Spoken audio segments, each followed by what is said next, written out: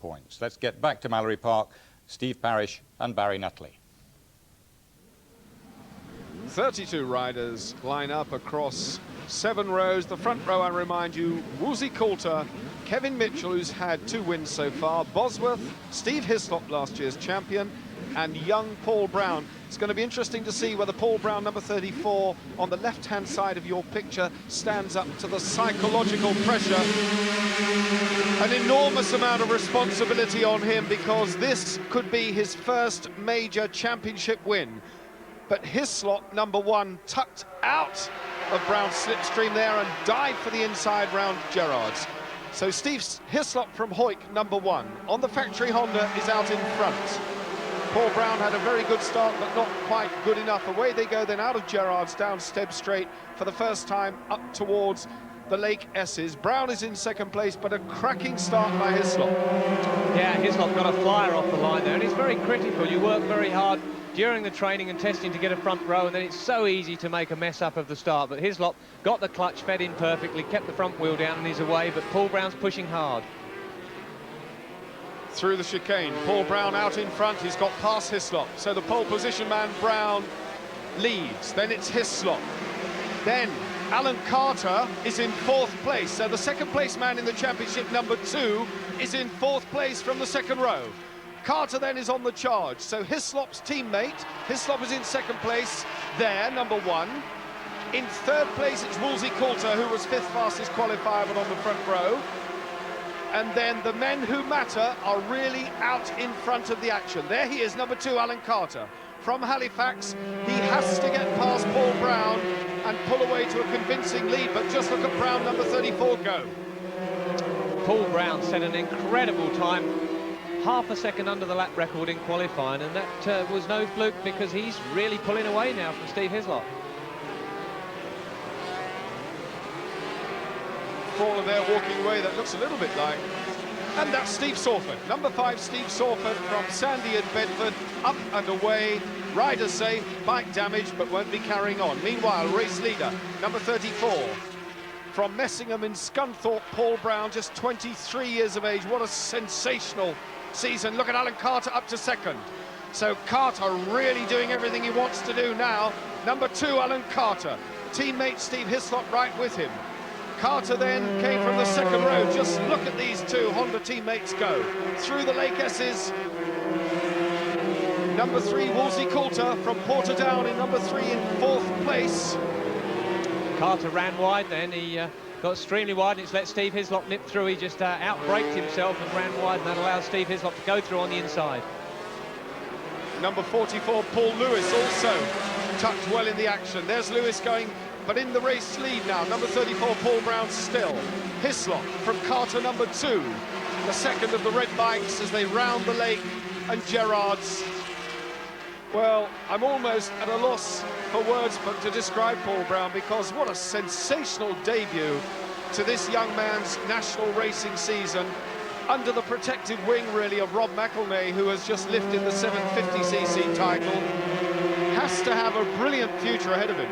There is absolutely no shadow of a doubt. Paul Brown has come through, only having raced for a couple of seasons. He started the year off in the Supercup series, and a lot of people thought he was a flash in the pan, but he's proven to them he certainly isn't, and he's just riding so well at the moment. He looks very, very smooth, and his lap times are quite incredible. And a moment there for number 4, who nearly fell off, Martin Jupp, who had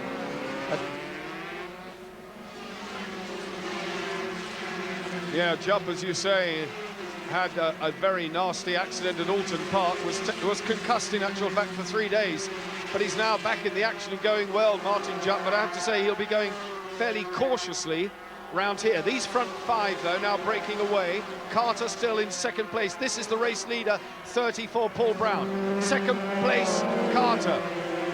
And there is Nigel Bosworth in 5th place, the man who was in the middle of the front row. Bosworth is in 3rd place in the championship. He's in 5th place in the race, number 19, at the tail end of this bunch. Nigel Bosworth from Stoke Golding through the bus stop chicane. Carter is closing the gap, number 2. Winding in then on 34, the race leader. The 2 red Hondas in 2nd and 3rd. Then it's Bosworth up to 4th. So Nigel Bosworth in 4th, and really at 5th, I beg your pardon now. It's still Woolsey Coulter My goodness me, this is all action. It really is. There's number 19, Nigel Bosworth, on the back of that pack. But Alan Carter is charging. He's got the quickest lap at the moment. Bearing in mind he took a tumble here on Friday in qualifying, and it looked like his machine was a little damaged, but they fixed it up, and Carter now does have the fastest lap. Well, that says it all. Number 2 then, Alan Carter, the man who won the French Grand Prix at just 18 years of age. An immense talent, one of the brightest 250cc riders we have on the scene, and we have quite a few here in the UK. All they need is the machinery, and my goodness, there won't be any machinery left if they keep getting that close. And that was tricky. Hislop was nearly forced out of the proceedings there as through went Woolsey Coulter. Out of all of there, that looks as though that might be Paul Lewis. That looked as though that was Paul Lewis, number 44. Let's hope that Paul Lewis is okay. We'll give you, yes, he's moving, waving his hand, the legs. Yeah, that's Paul Lewis, the young Australian, 7 times Aussie champion Paul Lewis, number 44. Yeah, he's okay, trying to sit up but being told to lie down. He's having to do as he's told. In fact, Lewis fell in practice and banged his head, so I would imagine that's why the marshals are taking those precautionary measures. Out in front, though, it's still Paul Brown, number 34. Right with him still, Alan Carter, just closing fractionally on the race lead. Woolsey Coulter, then Bosworth, and then Hislop. The yellow flag out, but the race goes on. Paul Lewis receiving trackside attention as the front 4 then battle. In fact, the front 5, but Hislop now is just a little bit remote from the chasing bunch.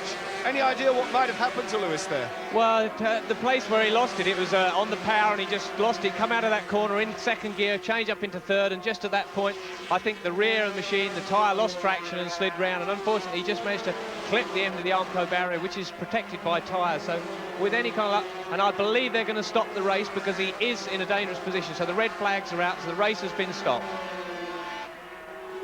Well, primarily then that is to enable the marshals to get the ambulance to Paul Lewis to treat him, but the red flag out to allow the ambulance onto the circuit. And there you can see Paul Lewis sitting up, the injury possibly an ankle, but as soon as I have confirmation of that, I'll bring it to you. Generally knocked about, but I can say pretty well that Paul Lewis will be okay after some treatment. As the 250s line up for the 13-lap restart, the news on the fallen Australian Paul Lewis is that after having been taken to the track medical centre and then on to hospital for further examination, there is no sense of urgency. The officials not particularly upset about his condition. Wish him well. So, the positions on the front row as they finished the race prior to the stoppage. Paul Brown was out in front. Carter, Woolsey Coulter, Nigel Bosworth, and Hislop the front 5. Martin Jupp in 6th place there, having an admirably good ride here.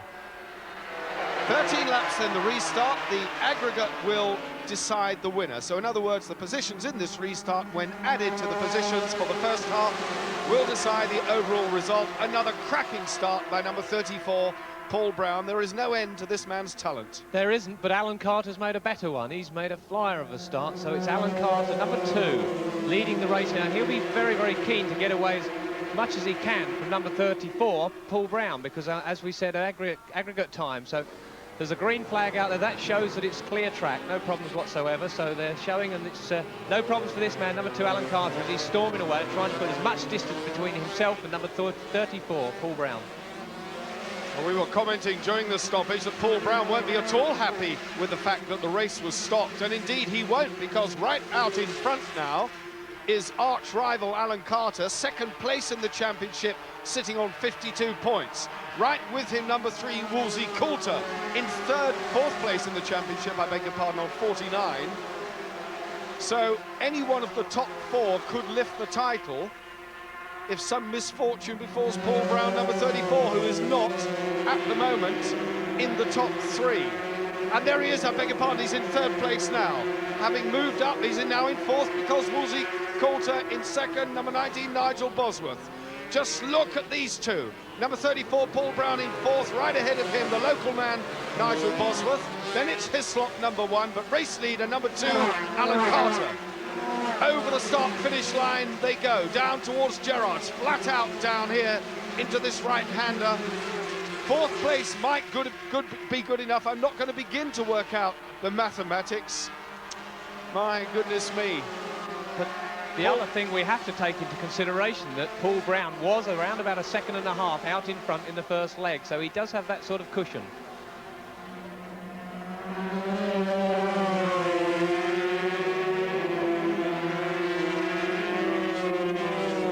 Carter number 2 out in front.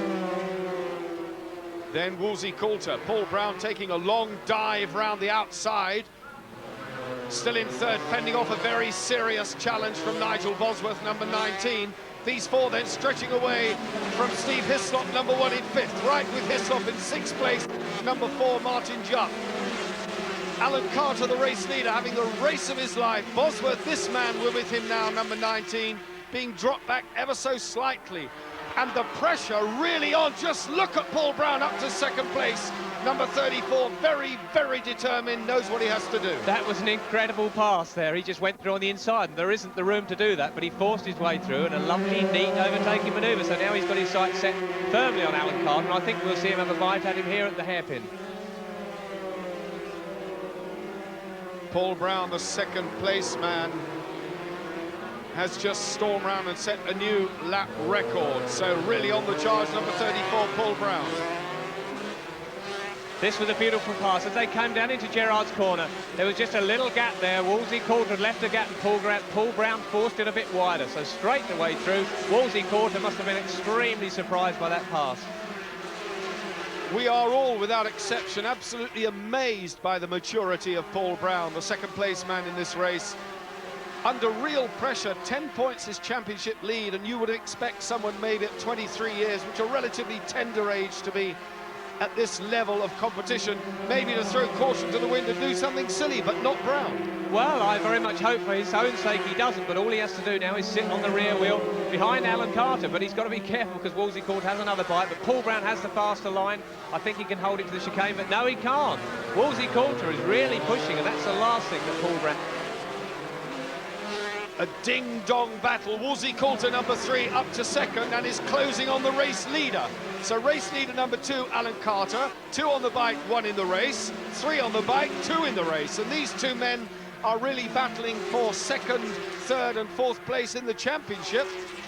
And Nigel Bosworth, number 19, is now up to third, having gone past Paul Brown again. This is the aggregate overall as they stand.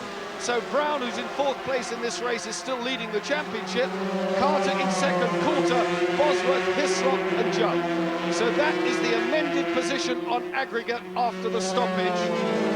No mistaking what Alan Carter has to do, but Paul Brown equally, and I presume, Steve, will be getting those sort of pit signals. Well, he should be if his pit can work it out, but it's very, very difficult in the heat of the moment to sort that out. But when all's said and done, Paul Brown, if he stays in that position, will win the championship because, A, he has a 10-point cushion over Alan Carter, and even if Alan Carter wins, he can afford to finish in fourth spot.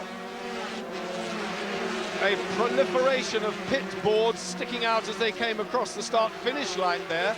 But number 34 in your picture now, Paul Brown from Messingham. Scunthorpe is in fourth place in the race. And right with him, still Hislop and Martin Jupp. Martin Jupp, in fact, number 4, is now up to fifth. There he is, Martin Jupp from Cannock in Staffordshire, after that very big tumble. In fifth place, left of your picture, number 4, Martin Jupp, riding back on form again.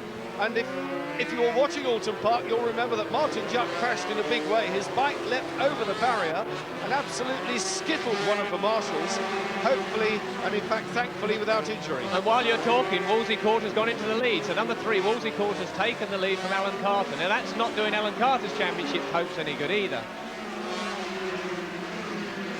Number 55, the faller there, Graham Mitchell, and that's Kevin Mitchell's brother. Graham Mitchell's bike, then Mitchell from Preston being lifted off the track, rider OK. Carter back in front of Woolsey Coulter, so Alan Carter, not to be denied, steals the lead again from Woolsey Coulter from Portadown on the Queen's University Belfast Yamaha. The very well prepared, incredibly finely tuned machine. Coulter then number 3 in second place. Still Brown in fourth. He is the potential champion and the overall race winner if he holds on to that fourth place. Hislop down in 6th. Martin Jupp having the ride of his life in 5th. Yeah, Martin going extremely well, but poor old Paul Brown, he must be trying to compute in his own mind what on earth's going on, because he knows he has the aggregate positions from the first race to take into consideration. He has the championship points lead that he has to take into consideration at the moment. I hope for his own sake his pit board is reading and giving him some kind of consolation as to what he's got to do. The other interesting permutation is who, if Brown assumedly stays in this position and wins the championship, as Coulter goes through into the lead again.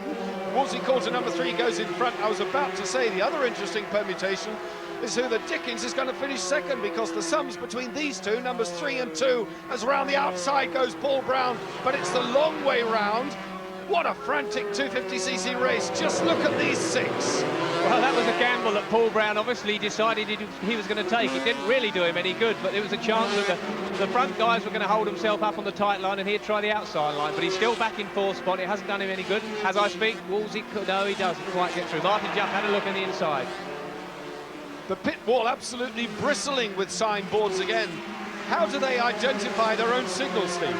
Well, it is very, very difficult, and at a time like this, I doubt if any of them have had a chance to even look at them, so they're probably just going as fast as they possibly can. Pit signals are very useful when you're out in front, and through goes Bosworth into the lead. A terrific ride.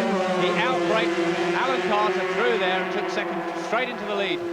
What were we saying about local knowledge coming good? Nigel Bosworth, he was third, I beg your pardon, runner-up 3 times running. He's had 17, 17 and 17, and oh dear me, Woolsey Coulter almost stepped off his Yamaha there, but recovered. That was a tricky moment. Number 3, Woolsey Coulter, has dropped down to 4th, almost 5th place, but out in front goes Nigel Bosworth from Stoke Golding. Well, Nigel Bosworth's not had the best of luck this season, but he's riding very hard as Alan Carter looks to go around the outside as they go into Gerrard. Now, Carter just went in there too fast. I think he ran out wide and it didn't do him any good at all. But Nigel Bosworth now's got the inside line, so he should be able to hold it as they go into the S's. All that Paul Brown, number 34, has to do is not panic. Whatever he does, he must keep his composure. The race leader from Stoke Golding, number 19, Nigel Bosworth. This could be the first win of his 1991 Super Cup career, having had 3 runner-up spots and 2 races where he scored no points at all. Bosworth then in 3rd place in the championship on 51 points. The man 1 point ahead of him is 1 place behind him in this race, and the gap between those positions 3 points, so Bosworth could leapfrog into the runner-up slot in the championship. Bosworth with his head down. Brown in 3rd place on aggregate. No, in the race result, I beg your pardon. This is the actual race result. If you find it confusing at home, we'll give you the update, obviously, as soon as we can on the total top 6. But it really is frantic stuff at the hairpin. They both go wide and leave the door wide open there for number 4, Martin Jupp, who's really making a charge, and is up into 3rd place, almost stepped off it. This is incredible. Now they're coming round to the last lap, so this is where Nigel Bosworth's got to keep his head down. Don't even bother looking behind, just go as fast as you possibly can, because there's no doubt about it that Alan Carter's going to be trying to push up the inside as they go into the S's, if not there, the hairpin. Martin Jupp had a 3rd at Cadwell. If he can pull off a 3rd here, it will be a magnificent result for the young man from Staffordshire. But look at the race lead then, half a lap to do. Number 19, Nigel Bosworth. It looks as though he's got the measure of number 2, Alan Carter, who's having to settle for 2nd best. Bosworth is going to steal 2nd place in the championship, to the best of my knowledge. The hairpin then, the bus stop chicane for the last time is a mini wheelie from Bosworth. Is Carter going to make a last-ditch stand round the Devil's Elbow? A fast sweeping adverse camber left-hander. The checkered flag out. Bosworth, Carter, Jupp. 2 bikes lengths then. The win for the restart from Nigel Bosworth. But the computer working out the sums here means that the overall, the aggregate goes to Alan Carter from Halifax. Bosworth can do no better than 2nd. He's still thrilled. Brown 3rd, Coulter, Hislop and Jupp. But Paul Brown is the new champion. Yes, our congratulations to Paul Brown. Victory there for Alan Carter from Nigel Bosworth, but Paul Brown's 3rd place, giving him 15 points today, and that 5-point advantage at the end of the 250cc championship. So well done to him.